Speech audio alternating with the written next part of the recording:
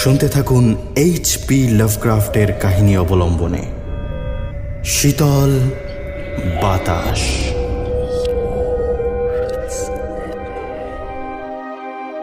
অবশেষে শীতের আমেজ কেটে গিয়ে কলকাতায় গরম পড়তে শুরু করেছে। বেলা বাড়লেই রাস্তাঘাট শুনশান হয়ে যাচ্ছে। সূর্য যতক্ষণ না ডুবছে ততক্ষণ নিতান্ত দরকার না পড়লে বাড়ি থেকে বের হচ্ছে না কেউ। অন্ধকারে ঘুরে বেড়ানো ওয়্যারউলফ, ভ্যাম্পায়ার কিংবা স্কন্দকাটাকে ছাড়িয়ে বাঙালির জীবনে নতুন এক দিবাচর পিশাচের উদ্ভব হয়েছে, রোদ। এই রোদের হাত থেকে আপনাকে মুক্তি দিতে পারে ছাতা, রুমাল এবং একদণ্ড শীতল বাতাস। আজ আমাদের গল্পটা ওই শীতল বাতাস নিয়েই। তবে রোদের হাত থেকে বাঁচতে নয়, ডাক্তার মুনিও শীতল বাতাস ব্যবহার করতেন। যা, গল্প এখনো শুরুই হলো না, সব বলে দেবো নাকি? গল্পের রচনাকাল 1926 সালের মার্চ মাস। এইচ.পি. লাভক্রাফটের গল্প কুল এয়ার। এখানে জানিয়ে রাখি, এ গল্পের ন্যারেটরের মতোই লাভক্রাফট নিজেও সত্যি ঠান্ডা একেবারে সহ্য করতে পারতেন না। তবে তার কারণের সঙ্গে ন্যারেটরের কারণের কোনো মিল আছে কিনা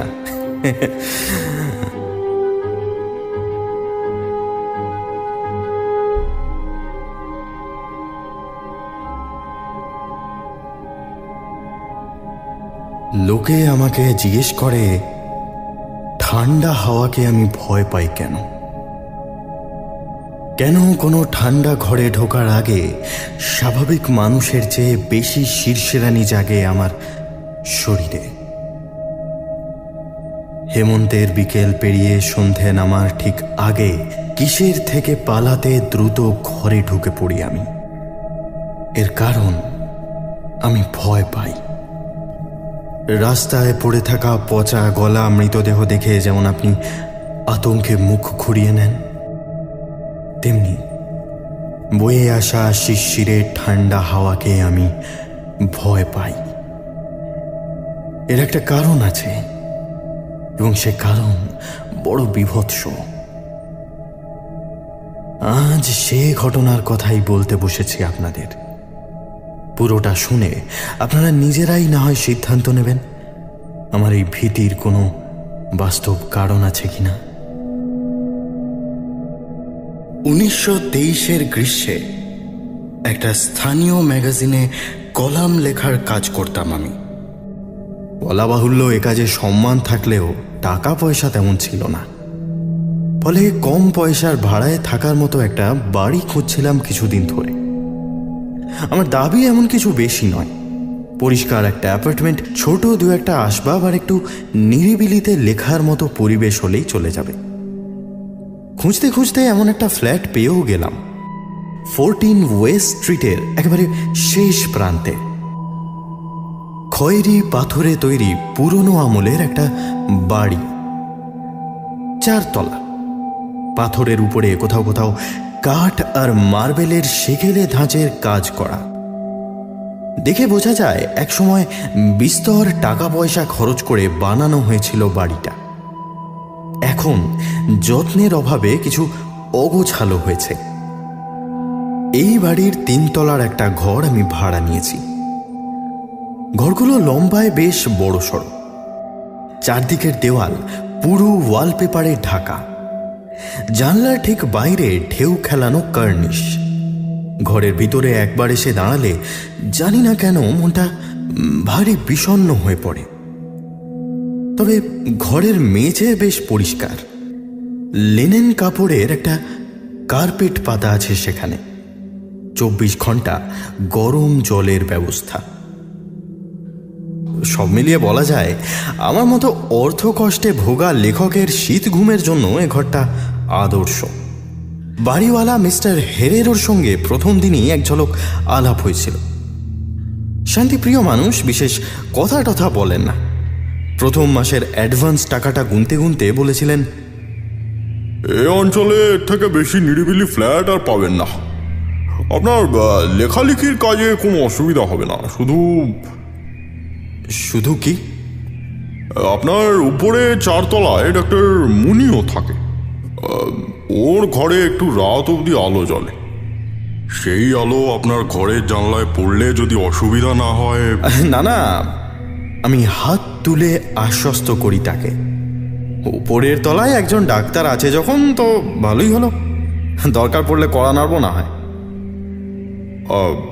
উনি ডাক্তার বটে, কিন্তু রোগী দেখা ছেড়ে দিয়েছেন বহুকাল। গম্ভীর গলায় বললেন ভদ্রলোক। সে কি, কেন? এ প্রশ্নের আর উত্তর দেননি হেরেরও। টাকাটা গুনে নিয়ে ঘরের চাবি হস্তান্তর করেছিলেন আমাকে।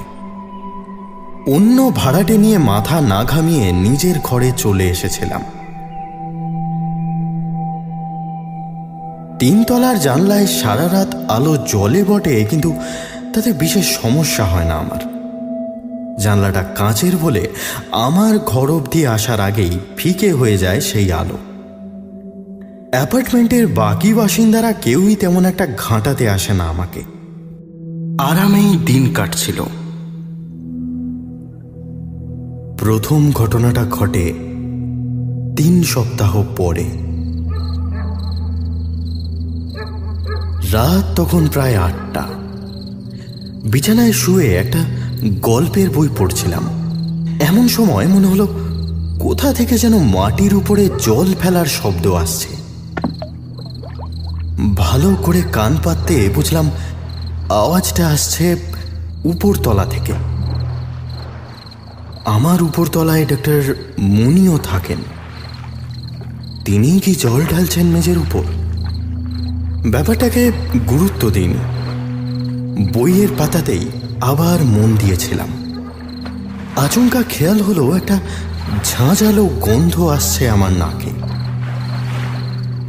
একসময় রসায়ন নিয়ে কিছু পড়াশোনা করেছিলাম বলে বুঝলাম গন্ধটা অ্যামোনিয়ার। আমার ঘরে তো অ্যামোনিয়া রাখানি, তাহলে গন্ধটা আসছে কোথা থেকে? বইটা মুখের সামনে থেকে সরিয়ে একটু খোঁজাখুঁজি করলাম, কিন্তু কিছুই পেলাম না। বিছানায় ফিরে এসে শুতে যাচ্ছি, এমন সময় উপরে সিলিংয়ের দিকে চোখ পড়তেই অবাক হয়ে গেলাম। ঘরের সিলিংয়ের একটা বড় অংশ ভিজে উঠেছে। রাস্তার দিকের কোণ থেকে একবারে মাঝখান অব্দি টানা জলের দাগ। চুইয়ে 1 ফোঁটা 2 ফোঁটা করে তরল খসে পড়ছে সেখান থেকে। তাতেই বেড়ে উঠছে অ্যামোনিয়ার গন্ধটা। তার মানে উপরতলা থেকে জল নয়, অ্যামোনিয়া চুইয়ে পড়ছে আমার ঘরে। ব্যাপারটা এক্ষুনি বন্ধ করতে না পারলে রাতে ঘুমানোই দুষ্কর হবে। গায়ে জামাটা গলিয়ে দ্রুত 1 তলায় গিয়ে বাড়িওয়ালাকে হাঁক দিলাম। আমার সমস্যা শুনে তার চোখে মুখে তেমন বিকার দেখলাম না। মনে হয় ঘুমিয়ে পড়েছিলেন ভদ্রলোক। একটা হাই তুলে সিঁড়ি দিয়ে উঠতে উঠতে বললেন, লোকটাকে নিয়ে আর পারা যায় না মশাই, জেরবার হয়ে গেলাম। কোন লোক? কে আর, ওই ডাক্তার মুনিও। কয়েক বছর ধরে একটা না কি একটা অসুখে ভুগছেন, অথচ কিছুতেই অন্য ডাক্তার দেখাবেন না। নিজেও যে নিজের শুশ্রূষা করবেন সে ক্ষমতাও নেই। কেমিক্যাল নিয়ে কিসব গবেষণা করে চলেছেন দিন রাত। আমি ছাই অত বুঝিও না। বাবা, তা নিজের ওষুধপত্রে ভালো হয়ে ওঠেনি এতদিন?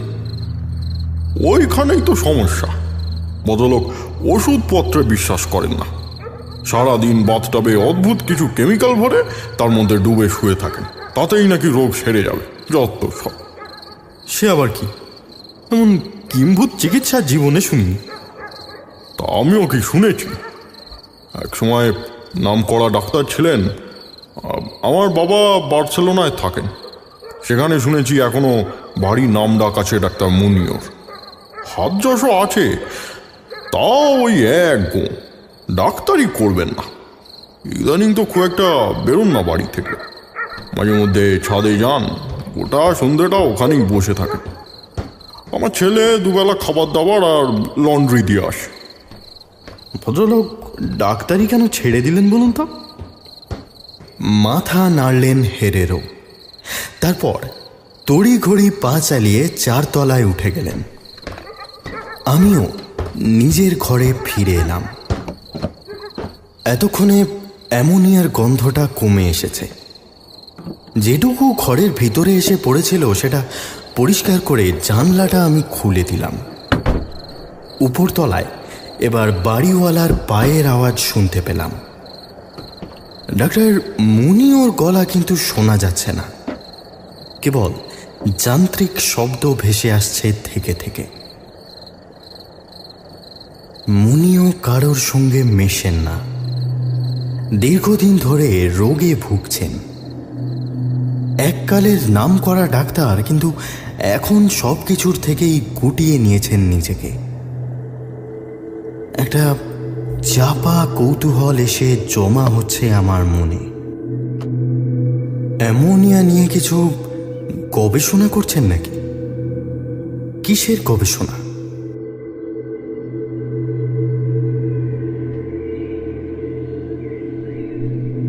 কয়েকটা দিন কাটল। মুনিওকে নিয়ে আর কিছু ভাবতামই না আমি।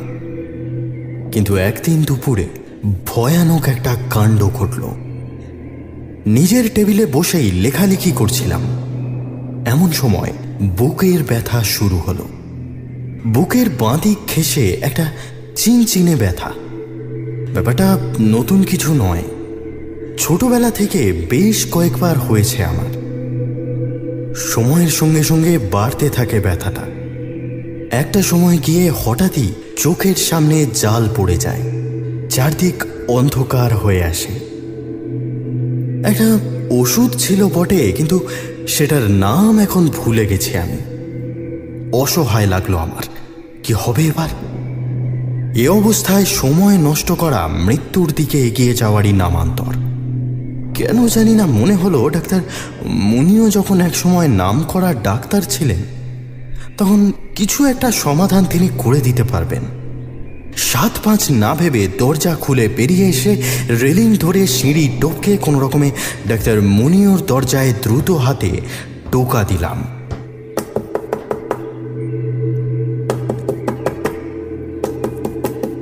উপাস থেকে একটা ভারী অদ্ভুত ফ্যানফ্যানে গলা ভেসে এলো। কে? কি চাই? আমি একটা হাতে বুক চেপে রেখে হাঁপাতে হাঁপাতে উত্তর দিলাম, ডাক্তার মুনিও, দরজাটা একটু খুলুন। আমার শরীরটা ভীষণ খারাপ করছে, বুকে ব্যথা, একটা ওষুধ অন্তত। দরজা তো খোলা আছে, ভিতরে আসুন। অসুস্থ শরীরেও খেয়াল করলাম ভদ্রলোকের গলাটা স্বাভাবিক মানুষের মতো নয়। এমন কিম্ভূত ফ্যাঁসে কণ্ঠ এর আগে শুনিনি আমি। দরজা খুলতেই একটা ঠান্ডা হাওয়ার ঝাপটা এসে লাগলো আমার মুখে। জুন মাস, তাও দরজা পেরিয়ে ঘরের ভিতরে ঢুকতে ঢুকতে গায়ে কাঁটা দিতে লাগলো। হাড়ের ভিতর অব্দি কেঁপে উঠল সেই ঠান্ডায়। এত ঠান্ডা করে রাখেন নাকি ঘরটা? কি এমন অসুখ তার? বাইরের ঘরে কয়েকটা মাহাগানি কাঠের আসবাব, সেই সঙ্গে একটা ফোল্ডেড সোফা। দেওয়াল জুড়ে সার দিয়ে কিছু পুরনো পেন্টিং ঝোলানো। তার নিচেই লম্বা বইয়ের র্যাকে থরে থরে সাজানো বই। বুঝলাম ডাক্তার এখনো রীতিমতো পড়াশোনা নিয়ে থাকেন। সামনে তাকিয়ে আর একটা ছোট ঘরের কিছুটা অংশ দেখতে পেলাম। যেটুকু দেখা যাচ্ছে তাতে বোঝা যায় ঘরের ভিতরে নানান রকমের ছোট বড় যন্ত্র আর কাঁচের বোতল রাখা। বুঝলাম এটাই ডাক্তার মুনিওর ল্যাবরেটরি। ঘরের ভিতর থেকে পাম্পের শব্দ আসছে। অ্যামোনিয়ার ব্যাপারটা বুঝতে পারলাম এতক্ষণে। ডাক্তার মুনিও পাম্প কাজে লাগিয়ে অ্যামোনিয়া কুলিংয়ের মাধ্যমে এতটা ঠান্ডা রাখেন ঘরটাকে। কোনো রকমে দেওয়াল ধরে ধরে সেই ঘরের ভিতরে ঢুকে আসতেই চোখে পড়ল ডাক্তার মুনিওকে। লোকটার উচ্চতা বেশি নয়, ছিপছিপে চেহারা, চেহারার মাপে ফিটফাট একটা কোট পরে আছেন। জামা কাপড়ের শৌখিনতার ছাপ সহজেই চোখে পড়ে। কাটা কাটা বাক্সের মতো মুখ, নাকের ঠিক উপরে একটা দড়ি দিয়ে বাঁধা চশমা, উজ্জ্বল দুটো চোখ এবং খাড়া টিকালো নাকটা দেখলেই মনের ভিতরে সম্ভ্রম জাগে। ঠান্ডায় এতক্ষণে মৃদু কাঁপুনি শুরু হয়েছে আমার শরীরে, সেই সঙ্গে কিছুটা অস্বস্তিও। বুকের ব্যথাটা বেড়ে চলেছে ক্রমাগত। ঘরের ভিতরে অ্যামোনিয়া কুলার থেকে বেরিয়ে আসা ঠান্ডা হাওয়াটা বারবার সারা শরীরে ঝাপটা দিয়ে যাচ্ছে। কথা বলার চেষ্টা করলাম, কিন্তু ঠান্ডায় দাঁতে দাঁত লেগে কথা আটকে গেল। আমাকে ঘরের ভিতরে ঢুকে আসতে দেখেই দ্রুত এগিয়ে এলেন ডাক্তার মুনিও। ল্যাবরেটরির র্যাক থেকে একটা বিশেষ ট্যাবলেট বের করে এগিয়ে দিলেন আমার দিকে। এটা খেয়ে নিন, কমে যাবে। কথা না বাড়িয়ে ওষুধটা মুখে পুড়ে গিলে নিলাম আমি। তারপর বসে পড়লাম পিছনে রাখা চেয়ারে।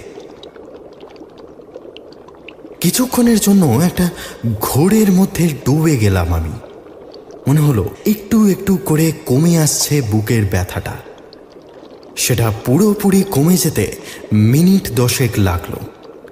ধীরে ধীরে চোখ খুলে সামনে তাকাতে দেখলাম ডাক্তার মুনিও আগের মতোই আমার দিকে চেয়ে দাঁড়িয়ে আছেন। আমি সোজা হয়ে বসতে নিরুদ্বিগ্ন মুখে বললেন, এখন একটু বেটার লাগছে? অনেকটাই। হাসি মুখে উত্তর দিলাম। মিস্টার হেরেরও ঠিকই বলেছিলেন। কি বলেছিলেন? ভুরু কুঁচকে জিজ্ঞেস করলেন তিনি। আপনার ওষুধে জাদু আছে। কথাটা শুনে মনিওর ঠোঁটের কোণায় একটা হাসি ফুটে উঠল। ঘরের অন্য একটা দিকে হাঁটতে হাঁটতে বললেন, জাদু টাদু কিছু নয় হে, সবই বিজ্ঞানের খেল। একসময় আমাদের এই চলতি ওষুধপত্রের বাইরে গিয়ে কিছু গবেষণা করেছিলাম, বুঝলে? কিরকম গবেষণা? পরের উত্তরটা একটু সময় নিয়ে দিলেন ভদ্রলোক। সে কথা নাই বা বললাম। আমার বন্ধু ডাক্তার নীরও আমাকে বারণ করেছিলেন। ওই করতে গিয়েই তো।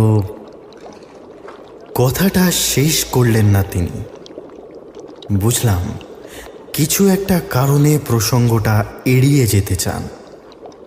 আমার থেকে একটু দূরে পড়ে থাকা একটা টুল টেনে নিয়ে সেটার উপরে বসে পড়ে বললেন, এরকম বুকে ব্যথা কবে থেকে হয় আপনার?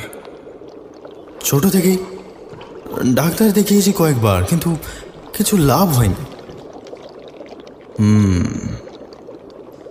কয়েক সেকেন্ডের জন্য কিছু চিন্তায় ডুবে গেলেন মানুষটা। খানিক পরে মুখ তুলে বললেন, তোমার রোগটা আমি চিরতরে সারিয়ে দিতে পারি, কিন্তু তাতে একটা মুশকিল আছে। কীরকম মুশকিল? রোগ সারাতে যে পদ্ধতিটা আমি ব্যবহার করব সেটা বোঝার মতো অগ্রগতি এখনো হয়নি মেডিকেল সায়েন্সে। কথাটা যদি কারো কানে যায় তাহলে পুলিশ এসে আমাকে নিয়ে টানাটানি করবে। একটু ভেবে নিলাম আমি।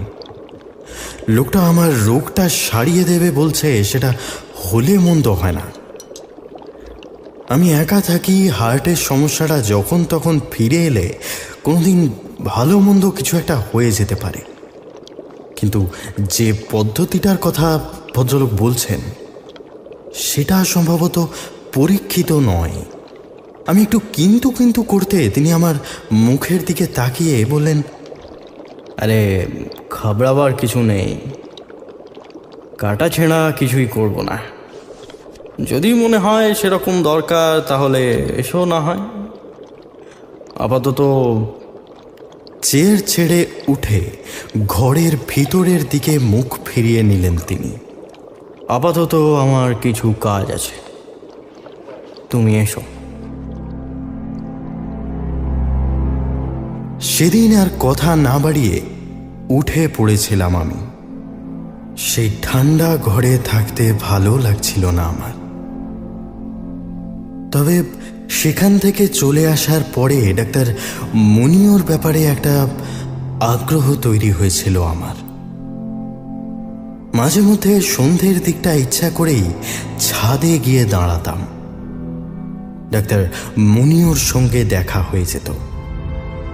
ভদ্রলোক এমনি এমনি ছাদে আসেন না, অন্তত গোটা 20 চারা গাছের টব লাগিয়েছেন তিনি ছাদে। সন্ধ্যায় এসে তাদের পরিচর্যা করে যান। যে কদিন ছাদে তাকে দেখেছি তাতে লক্ষ্য করেছি দিন দিন শরীরের অবস্থাটা আরো খারাপ হচ্ছে তার। কদিনে গলার আওয়াজ আরো ফ্যাঁসে আরো সরু হয়ে পড়েছে। চলাফেরার মধ্যে কেমন নড়বড়ে ভাব, অথচ কথা বলে মনে হয় না এই শারীরিক অবনতির কোনো প্রভাব তার মনের মধ্যে পড়েছে বলে। একদিন ছাদে এসে দেখি ভদ্রলোক একটা টবে কিছু ছোট চারা গাছ লাগাচ্ছেন। জিজ্ঞেস করলাম, কি ব্যাপার, নতুন গাছের চারা? মুনিও মাথা নাড়লেন। গাছ নয়, ওষুধ, ইজিপ্ট থেকে আনিয়েছি। এই গাছের কাণ্ড থেকে এক ধরনের হার্ব পাওয়া যায়। ও, তা কি হবে সে হার্ব দিয়ে? আমার গবেষণার কাজে লাগবে। আগের দিনের কৌতূহলটা আজ আর চেপে রাখলাম না আমি। গলা নামিয়ে জিজ্ঞেস করলাম, যাই বলুন, আপনার এই গবেষণার ব্যাপারটা কিন্তু কিছুতেই মাথায় ঢুকছে না আমার। ঢোকার কথাও নয়। এই গবেষণার পদ্ধতি বোঝার মতো ক্ষমতা পৃথিবীতে মাত্র 2 লোকের ছিল, একজন আমি আর একজন আমার বন্ধু নীরো। সে যেহেতু মৃত তাই। উনি মারা গেলেন কি করে? হার্টের ব্যামোয় ভুগে।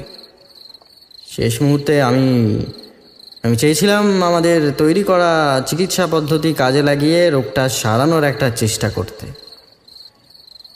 কিন্তু সে নিজে চায়নি। অগত্যা চাইনি কেন? আমার দিকে মুখ ফিরিয়ে একটু হাসলেন ডাক্তার মুনিও। হয়তো বাঁচার ইচ্ছা শেষ হয়ে গেছিল তার। আর আপনার? আমার কি? আপনি এমন করে ডাক্তারি ছেড়ে গুটিয়ে নিলেন কেন নিজেকে?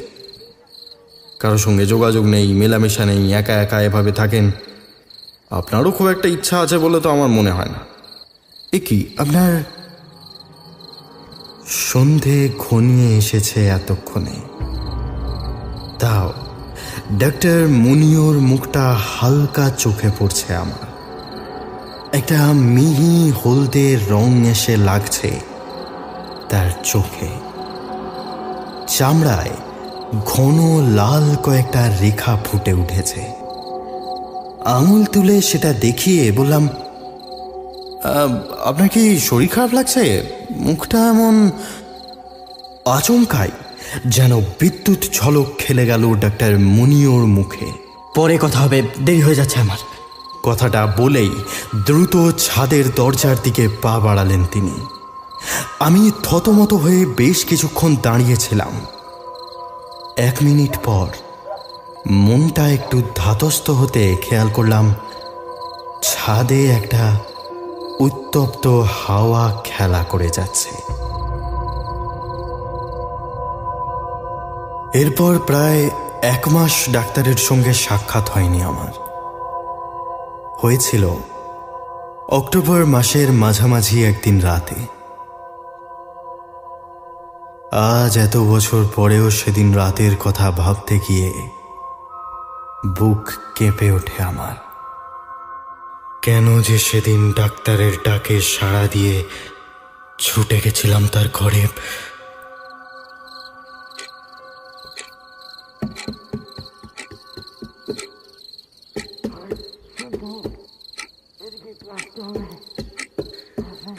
মাঝরাতে ঘুমটা ভেঙে গেল একটা শব্দে। বিছানার উপরে উঠে বসতে মনে হলো শব্দটা আসছে উপরের তলা থেকে। মেঝের উপরে হাত দিয়ে জোরে জোরে বাড়ি মারছেন ডাক্তার মুনিও। সেই সঙ্গে তার মৃদু গলার আওয়াজও শুনতে পেলাম। তবে তিনি ঠিক কি বলছেন সেটা বুঝতে পারলাম না। মনে হলো হঠাৎ করেই কোনো বিপদে পড়েছেন তিনি। জামাটা গায়ে গলিয়ে সিঁড়ি দিয়ে দৌড়ে উপরে উঠে এলাম। আসতেই একটা ব্যাপার খেয়াল করলাম।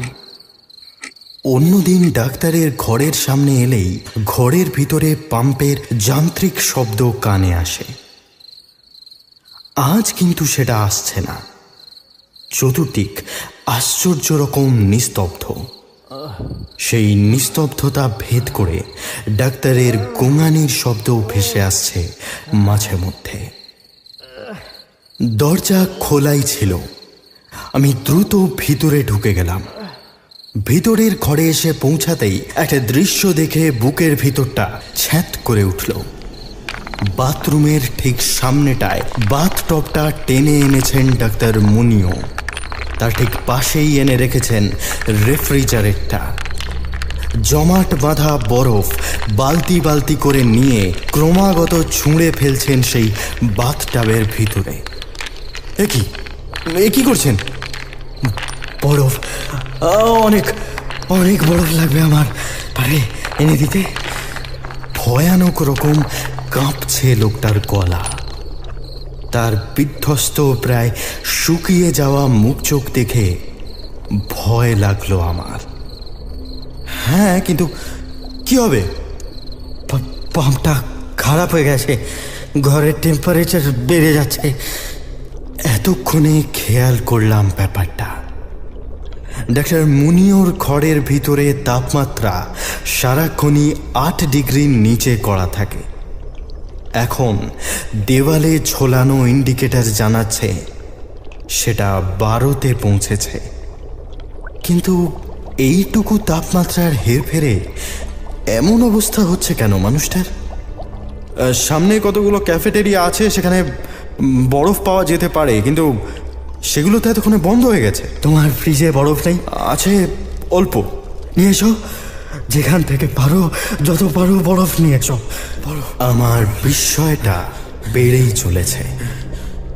লোকটার আচরণ দেখে মনে হচ্ছে যেন অক্সিজেনের অভাবে শ্বাসকষ্ট শুরু হয়েছে তার। কিন্তু লাভ কি তাতে? তার চেয়ে বরং পাম্পটা সারাতে পারে এমন কাউকে ডেকে। না না না না, আমার কাছে অত সময় নেই। আর মাত্র দেওয়াল ঘড়ির দিকে তাকালেন তিনি। আর সাড়ে 3টের মধ্যে সারানো যাবে না পাম্পটা। আরো সময় চাই, আরো বরফ চাই। Quick quick, please please please, বরফ নিয়ে এসো। এতক্ষণে ডাক্তার মুনিওকে ভয় লাগতে শুরু করেছে আমার। একটু একটু করে তার চামড়া যেন আলগা হয়ে যাচ্ছে। মুখের প্রতিটা ইঞ্চিতে বলিরেখার ঝাঁক ফুটে উঠেছে। ভেজা আঙুলের মতো কুঁচকে যাচ্ছে চামড়া। কাঁধ দুটো ঝুলে পড়ছে গলার দুপাশ থেকে। আমি আর কথা না বাড়িয়ে নিচে নেমে নিজের ফ্রিজ খুলে জমা বরফ বালতিতে নিয়ে উপরে চলে এলাম। ভিতরের ঘরে সেই বালতি নিয়ে ঢুকতেই আমার হাত থেকে সেটা প্রায় ছিনিয়ে নিয়ে বাথটবের উপরে খালি করে দিলেন তিনি।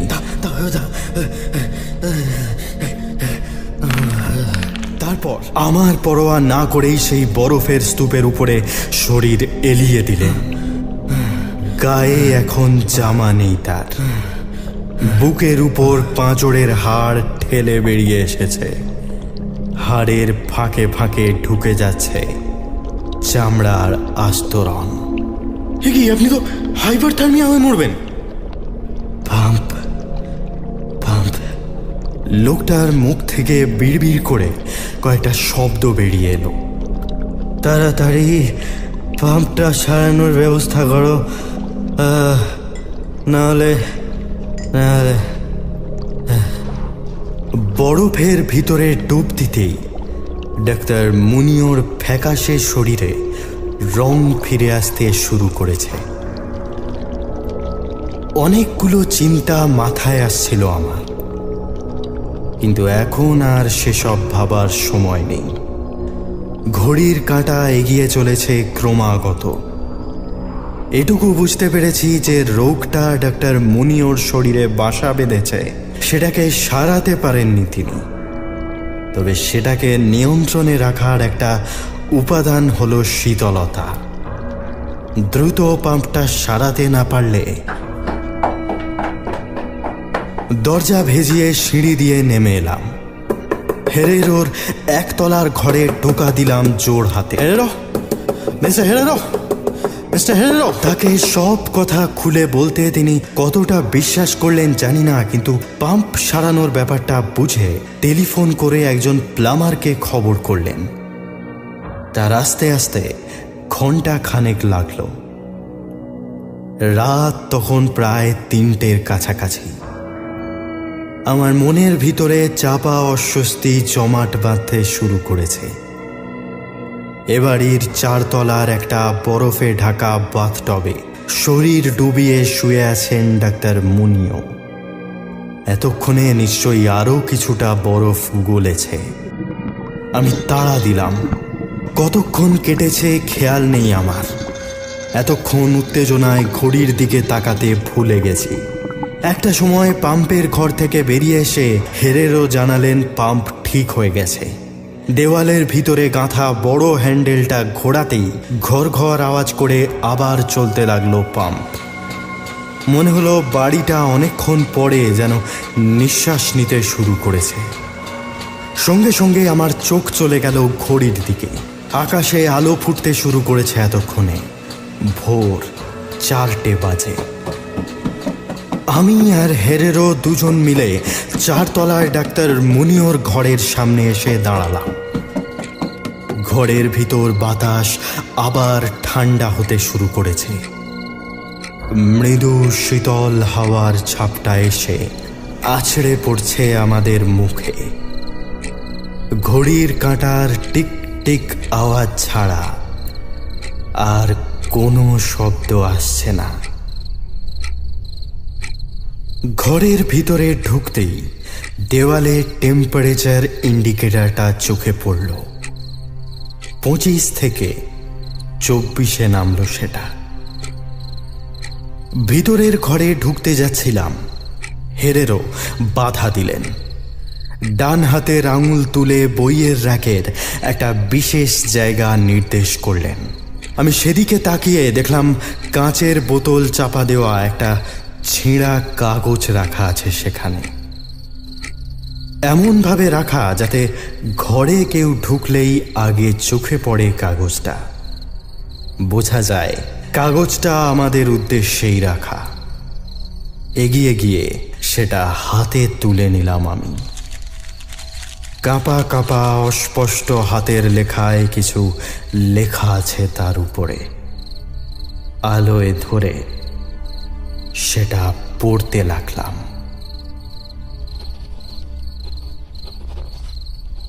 ঘরের উষ্ণতা বেড়েই চলেছে। একটু পরেই আমি কলম ধরে রাখার ক্ষমতা হারাবো। তার আগেই লিখে শেষ করতে চাই এই চিঠিটা। চিঠিটা যেই পড়ুন না কেন, আপনার কাছে আমার করজোড়ে অনুরোধ, ভিতরের ঘরে বাথটবের মধ্যে একটা দেহ পড়ে আছে। আপনি যদি নিজের বাকি জীবনটা আতঙ্কে ও দুঃস্বপ্নের মধ্যে দিয়ে কাটাতে না চান, তবে ও দেহটা দেখার চেষ্টাও করবেন না।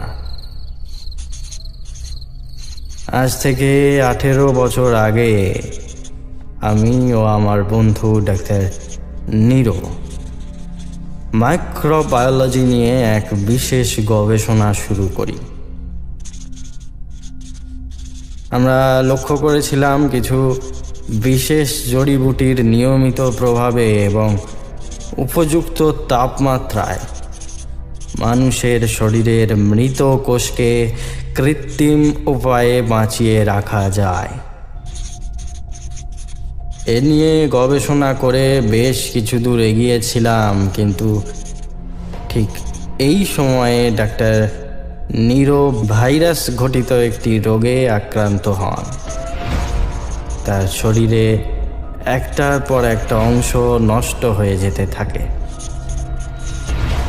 তার থেকে আমার শরীরেও সেই ভাইরাস এসে বাসা বাঁধে। আমরা বুঝতে পারি আমাদের দুজনেরই মৃত্যু আসন্ন। ডাক্তার নীরো সেটা মেনে নিলেও আমি মানতে চাই না।